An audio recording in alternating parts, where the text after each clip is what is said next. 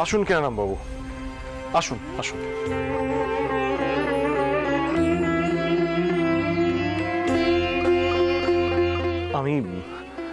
আমি সত্যি আপনার কাছে লজ্জিত। আমি আপনাকে বলেছিলাম যে আমার ভাই গদাইকে নিয়ে আপনার কাছে যাব, কিন্তু কিন্তু সে কিছুতেই যেতে রাজি হলো না। আচ্ছা আচ্ছা, আপনি একটু বসুন, আমি আপনার জন্য জল আর মিষ্টান্নের ব্যবস্থা করি। দাঁড়ান দাঁড়ান, ব্যস্ত হবেন না। শুনুন, আমি মিষ্টান্ন গ্রহণ করব না এখন, আজ আমার উপবাস। ও, আপনাকে একটা কথা বলি রামকুমার বাবু, বেশি তাড়াহুড়ো না করে তার মনকে তৈরি করার জন্য আপনার ভাইকে আরো সময় দিন। আচ্ছা, আপনার ভাই এখন কোথায়? একবার তার দেখা পেলে দেখতুম আধারখানা। দাদা গো, ঘরে আছো তুমি? ও দাদা, এই তো গদাই। এই যে, ও দাদা, কাল মন্দিরে রাধা গোবিন্দের বড় করে পুজো হবে গো। আমি সে কথা রানীমাকে সেজবাবুকে কয়েছি। কাল গঙ্গায় নিয়ে গিয়ে বিজ্ঞকে চান করাবো। আচ্ছা আচ্ছা, আয় আয় গদাই, আয় এদিকে আয়। গদাই, ইনি হলেন কেনারাম বাবু। নে নে, প্রণাম কর, প্রণাম কর।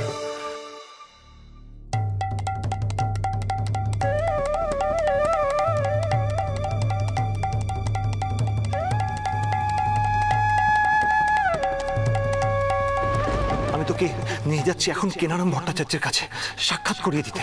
তিনি তোর দীক্ষার ব্যবস্থা করবেন।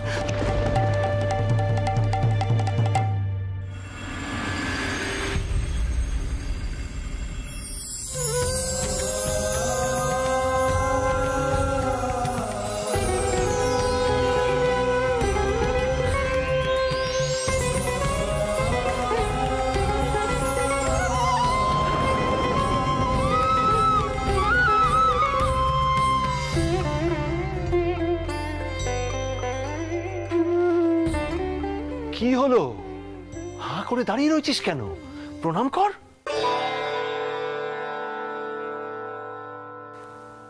হৃদয়, হৃদয়, ও হৃদয়, দাদা একে নেও তাকে নিয়েছে রে। দাদা একে নেও তাকে নিয়েছে। গদাই শোন, গদাই আমার কথাটা শোন। গদাই, গদাই যাস না।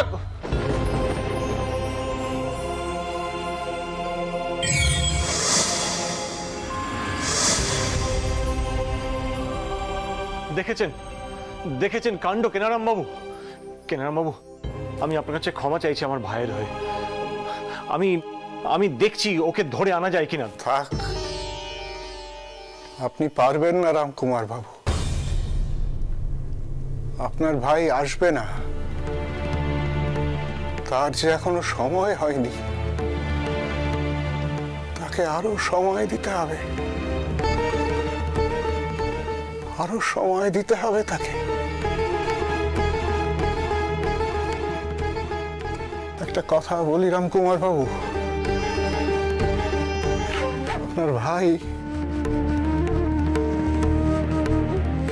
আপনার ভাই অতি উচ্চ মার্গের আধার। তাকে তৈরি করা অত সহজ নয়।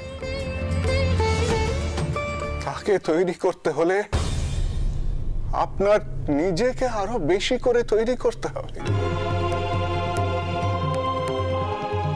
আপনি মায়ের শ্রীচরণে নিজেকে সঁপে দিন রামকুমার বাবু।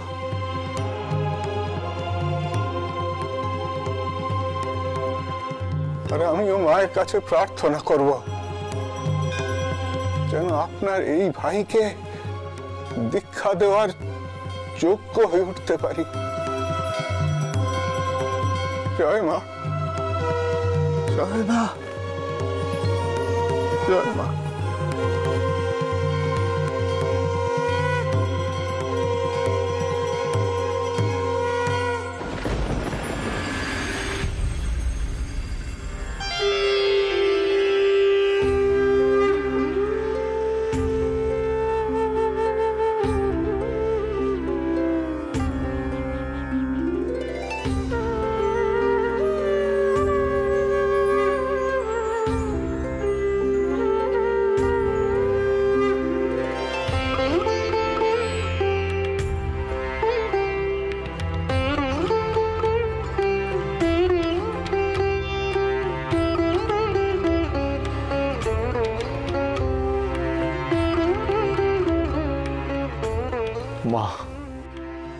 গদাই তো কিছুতেই কালীঘরের দায়িত্ব নিতে রাজি হচ্ছে না।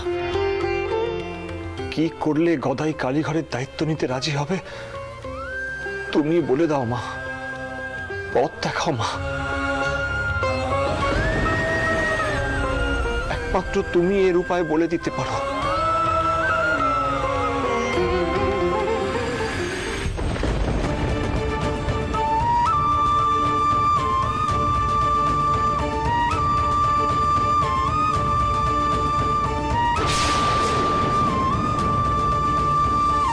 এসব কি বলছেন চাটুর্যে ঠাকুর? গদাধর কেন কালীঘরের দায়িত্ব নেবে?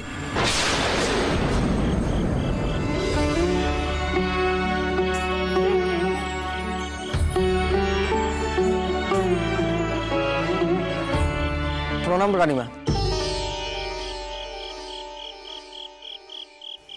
রানীমা, ক্ষমা করবেন, আমার একখান প্রশ্ন ছিল আপনার কাছে।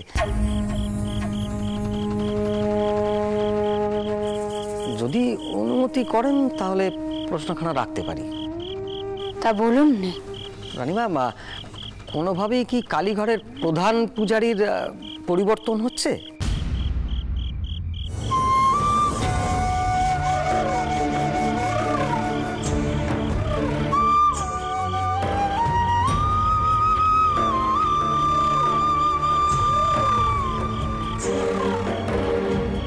এই বিষয়ে আমার পক্ষে এখন কিছু করা সম্ভব নয়।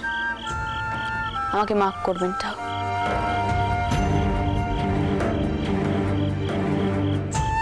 বলুন ঠাকুর, এই প্রশ্নখানা আপনি আমায় করতে পারতেন।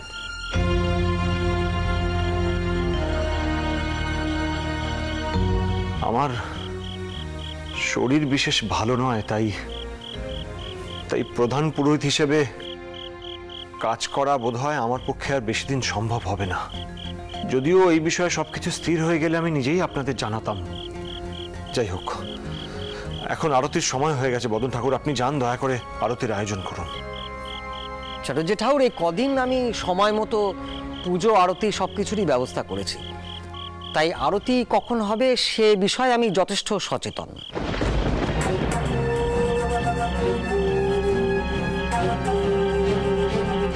আমার শুধু একটাই কথা বলার আছে রানীমাকে। চাটুর্যে ঠাকুর কোনো ব্যক্তিগত কারণে পুজোর দায়িত্ব ছাড়তেই পারেন, কিন্তু তার পরিবর্তে কে এই মন্দিরের দায়িত্ব নেবেন সেই সিদ্ধান্ত কি উনি নিতে পারেন?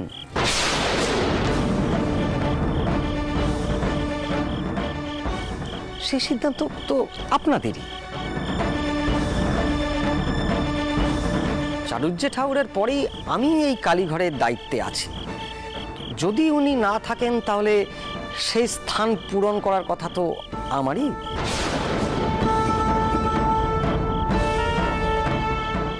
যদি না আপনারা বাইরে থেকে কোনো মহাজ্ঞানী শাস্ত্রজ্ঞ কোনো ব্রাহ্মণকে নিয়ে আসেন এই কালীঘরের দায়িত্ব দেওয়ার জন্য। এর বেশি আমার কিছু বলার নেই রানীমা, আমাকে ক্ষমা করবেন।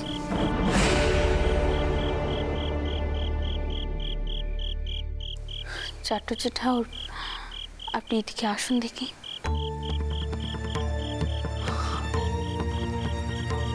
আপনি তো বুঝতেই পারছেন ঠাকুর, ছোট বচ্চাজিকে রাজি করালে আপনার কর্তব্য কিন্তু শেষ হবে না। তেনাকে বিধি মেনে পুজোর নিয়ম কানুনও কিন্তু শেখাতে হবে। বদন ঠাকুররা কিন্তু সমস্যা পরে করবেনি। আর জাগতিক দিক থেকে দেখতে গেলে তিনি তো কিছু ভুল কথা কইছেন।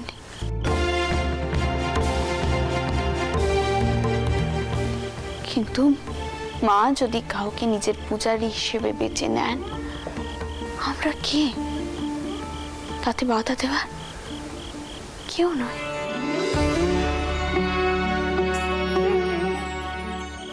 কিন্তু ঠাকুর, আমাদের কাজ তো এই সংসারে থেকেই করতে হবে। তাই কইছে ঠাকুর, ছোট বাচ্চাকে শেখানোর কাজ সহজ হবে না।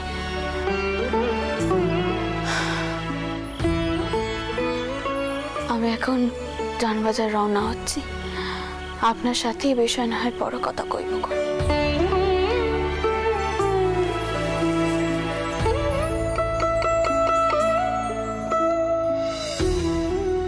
আমি এখন হাসিটা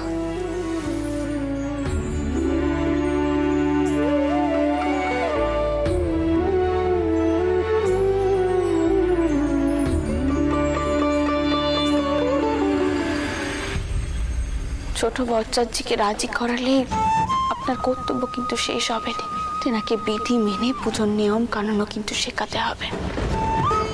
তন্ত্র মতে দীক্ষিত হবি তুই, তবে তো মায়ের পুজো তুই করতে পারবি। আমি যাবো না, কোথাও যাবো না। আমি চললুম দাদা, আমি চললুম। আমি দীক্ষা নেবো না গো, দীক্ষা নেবো না। পথ দেখাও মা, পথ দেখাও, পথ দেখাও মা।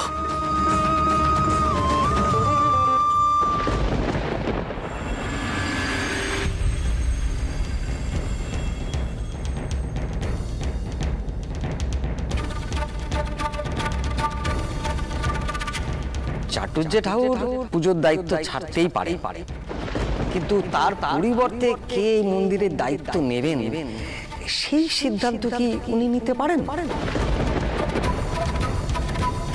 চাটুর্যে ঠাকুরের পরেই আমি এই কালীঘরের দায়িত্বে আছি। যদি উনি না থাকেন তাহলে সেই স্থান পূরণ করার কথা তো আমারই। মা গো, তোমার মন্দিরের এই সারি সেবা তুমি বন্ধ করো মা। সকলকে তুমি সুবুদ্ধি দাও। চোরটাকে যদি তোমার চুক্তি পুরোহিত হিসেবে মনে হয় তাহলে তাকে তুমি কাছে টেনে নাও মা, কাছে টেনে নাও।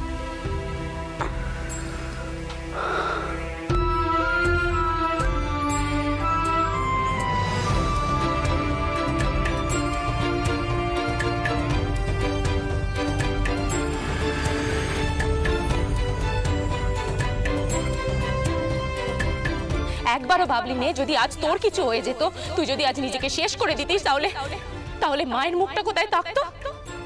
সমাজের মা নিজের মুখ দেখাতে পারতো? আর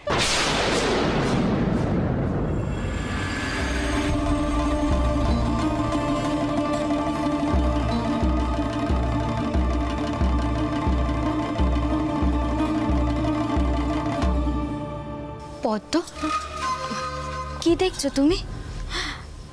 আমার তো মনে হচ্ছে বড় বউ দিদির কাছে যাচ্ছে, দিদির ঘরের দিকে। এখন হয়তো এই নিয়ে বিনিয়ে তার দুঃখের কথা কইবে দিদির কাছে। তুমি যে তাকে ঠেস মেরে কথা শুনিয়েছিলে, দেখো কি সেও হয়তো নালিশ করবে। জানো তো চটকুড়িমা, বড় বউনে ময়নের জন্য নিজের পরাণখানা দিতে গেছিল। আমার মাঝে মাঝে মনে হয় আমি ময়নকে বুঝিয়ে বলি, কিন্তু এই বউ যে। কিছু মনে করো না পদ্ম, ছোট মুখে এখন বড় কথা কইছে, কিন্তু না করে থাকতে পারছি না।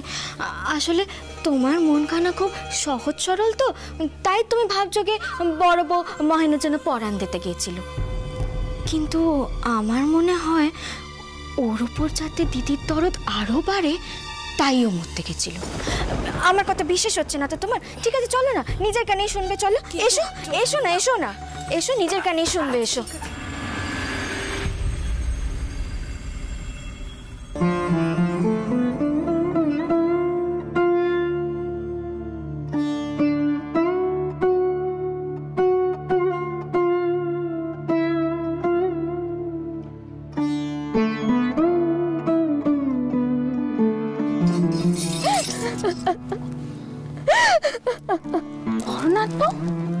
তুই আমাকে কান্নাকাটি করছিস কেন তুই? হ্যাঁ, ওর দেখি, ওর কাঁদছিস কেন?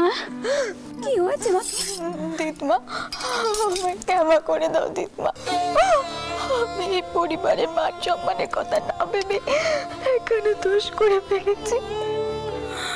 আমি নিজেকে শেষ করে দিলে যে এই পরিবারের মান যেত, আমি কথাটা বুঝতে পারি। আমাকে ক্ষমা করে দাও দিদিমা। ওট করছি করে কান্নাকাটি করিস না মা। আমি ইচ্ছে করে তোর ঘরে যাইনি, তোর মাসিমণি আমাকে নিষেধ করলো তাই। মাসিমণি আমায় অনেক ধমক দিচ্ছে। মা, এই যে বউ, এখন তো মনে হচ্ছে এরকম কাণ্ডি হতেই থাকবে, তাই না? কারণ নিজের স্বামীকে তো সকলের চোখে ছোট করতে হবে তোমায়। এই বউ একদিন সকলকে শেষ করে দেবে আমাদের। এখন এসব কথা বলার সময় নয়। অমরনাথ বউ, কি করেছে তোর শাশুড়ি মা? সে তো নিশ্চয়ই জানতো না যে তুই এত বড় একখানা কাণ্ডি ঘটাতে গিয়েছিলিস। বিশ্বাস করো দিদিমা, আমি কারোর কোনো ক্ষতি চাইনি। আমি সত্যি কারোর কোনো ক্ষতি চাইনি। তুমি অন্তত বিশ্বাস করো তো ভাই আমার। আমি জানি মা, জানি। আমি অনেক কেঁদেছিস তুই। এবার চোখে জল মোচ দেখে আর কাঁদিস না। আমি জানি তুই কেন এত বড় একখানা কাণ্ডি ঘটাতে গিয়েছিলিস, আর অবহেলা সহ্য করতে পারছিস না, তাই তো? আমি জানি মা। যা দেখি তুই কাউকে গিয়ে বল তো শাশুড়ি মাকে এই ঘরে পাঠানোর জন্য। আমি তারপর না হয় সব ব্যবস্থা করবো। কোন যা।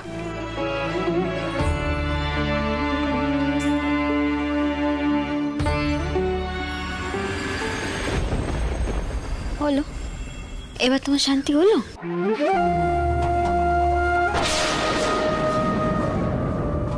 মা,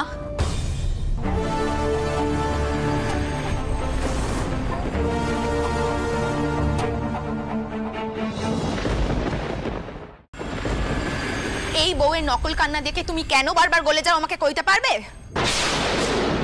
বড়নাথ বউ, তুই এখন এই ঘর থেকে যা দেখি। তোর শাশুড়ি মায়ের সাথে আমার কিছু কথা কইবার আছে। যা মা।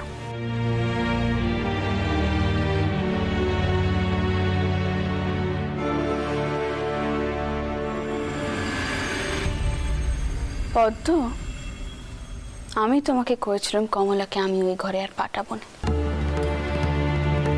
তবে স্বামীর পেটেই স্ত্রীর টানের কথা আমি ভুলে গিয়েছিলাম। তাই এখন আমি চাই তুমি কমলাকে নিজের ঘরে নিয়ে গিয়ে তোলো, আর তোমার বেটাকে বোঝাও সে যাকে অগ্নিসাক্ষী করে বিয়ে করেছে তার ওপর কিছু দায়িত্ব কর্তব্য তার আছে। আর পদ্ম, বেটার দোষ বারবার না ঢেকে বউ আর বেটাকে নিয়ে গিয়ে সংসার করো এবার। আমি কাল সকালে ওদেরকে নিয়ে মায়ের কাছে যাব পুজো দিতে, সেই ব্যবস্থা তুমি করে দাও।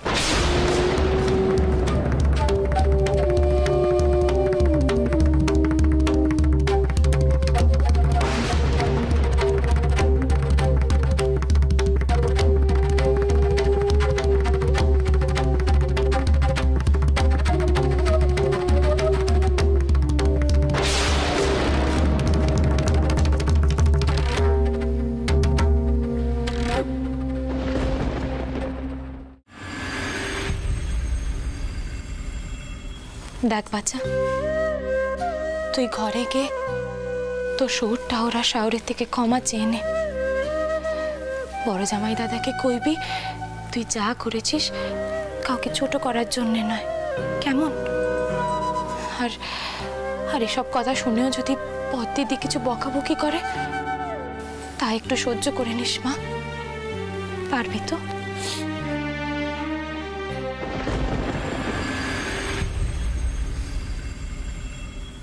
দেখো পদ্ম, মা যখন নিজে চাইছেন যে বৌমা আর মহেন একসাথে সংসার করবে, তখন আমার তো মনে হয় আমাদেরও সেই চেষ্টাই করা উচিত। আর মা নিজে ওদের জন্য পুজো পর্যন্ত দিচ্ছেন। আর একটা কথা কি জানো পদ্ম, ছেলের বিয়ে দিয়ে যখন বৌমাকে ঘরে এনেছো তখন তো তাকে ফেলে দিতে পার। আচ্ছা, আপনি কি কিছু বুঝতে পারছেন না? আপনি তো জানেন না ওই বউ আমাদের মুখে চুনকালি মাখাতে গেছিল, ও জলে ডুবে মরতে গেছিল। আয় তাড়াতাড়ি আয়। কি কি কি বলে তুমি পদ্ম? বৌমা কি কি মুশকিল, এত কিছু ঘটে গেছে, আমাকে তো তোমরা কেউ কিছু জানাওনি। বড় জামাই দাদা, এ কি আর জানানোর মতো কথা? বৌমা, বড় বউ চোখের মাথায় যে কাজ করতে গেছিল তার জন্য ক্ষমা চাইতে এসেছে। বউ যা, শহরটা ওরা শাহরির কাছে ক্ষমা চা, যা। দাঁড়াও ছোটকু, কি আমি খুব ভালো করে জানি তুই কেন এই বউকে এখন এ ঘরে এনেছিস। তোর বড় জামাই দাদা আছে কি নে, এই বউকে দেখে তোর বড় জামাই দাদার মন গলে যাবে, সেই জন্য ওকে তুই নিয়ে এসেছিস। কিন্তু ছোটকু, কি আমি তো এই বউয়ের শাশুড়ি হই, হ্যাঁ? ও তো জানতো আমি এই ঘরেই থাকি, তা ও একবার এসে আমার কাছে ক্ষমা চাইতে পারলো না, একবার মাপ চাইতে পারলো না আমার কাছে? মা, শুনলাম দিদমা নাকি বলেছেন আমাকে আমাকে কমলার সঙ্গেই সংসার করতে হবে।